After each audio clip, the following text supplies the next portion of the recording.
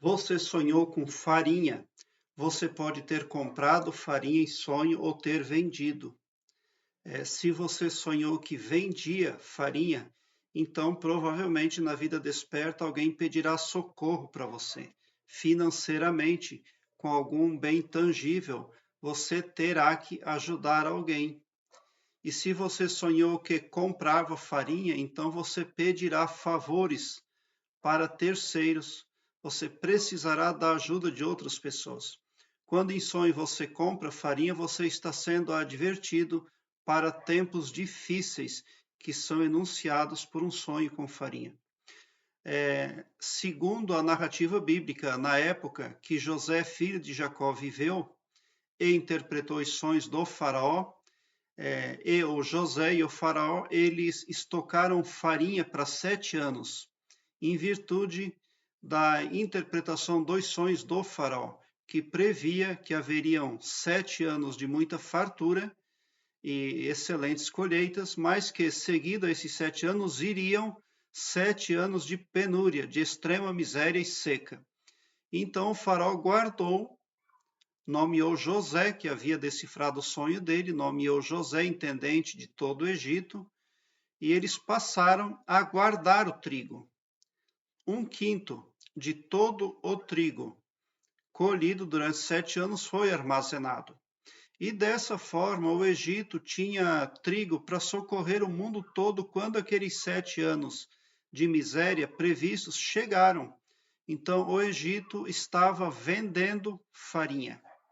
Para o Egito, vender a farinha representava socorrer outras pessoas, outros povos. E para os outros povos, comprar farinha significava dependência, né?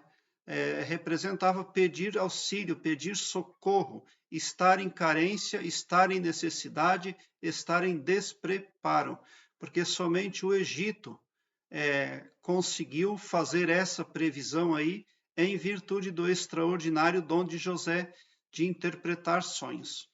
Então, na vida desperta, se você está vendendo farinha, você terá que socorrer alguém que virá em sua direção necessitando ali do seu auxílio. Mas se você comprava farinha, então o inverso é o enunciado. Teve uma pessoa que sonhou com farinha e ela compartilhou conosco. Diz o seguinte: Boa tarde, Elias, tudo bem? Eu sonhei com o meu pai que já é falecido há muitos anos e ele tinha uma mercearia, aí vendia sacos de farinha para um conhecido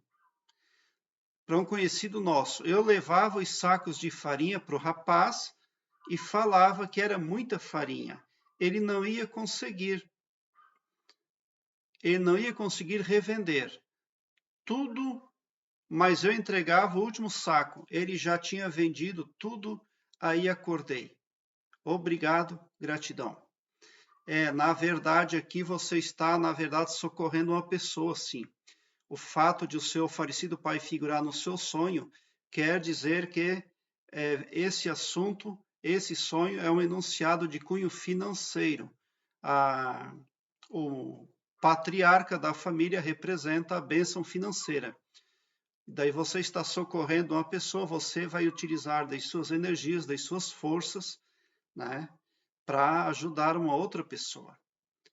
E se você tivesse comprando a farinha nesse sonho, você estaria dependendo, precisando de alguém. Mas como você estava vendendo, então está em seu poder atender alguém.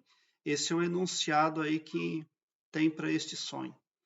É muito importante nós entendermos que o Wallace Wattles, que viveu na década de 50, é um escritor, deixou um legado muito importante que é citado por pensadores de hoje, da atualidade.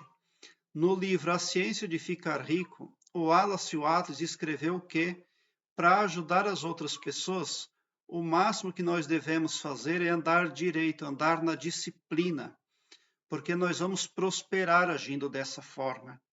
E as outras pessoas à nossa volta verão como a gente fez para enriquecer, para prosperar, e elas terão que automaticamente copiar a nossa conduta se elas querem enriquecer, se elas querem sair da miséria. E o faraó, na época lá do Egito, que José, o filho de Jacó, viveu, segundo a narrativa bíblica, foi um homem muito justo. O faraó era um homem que andava ali com senso de justiça, de equidade.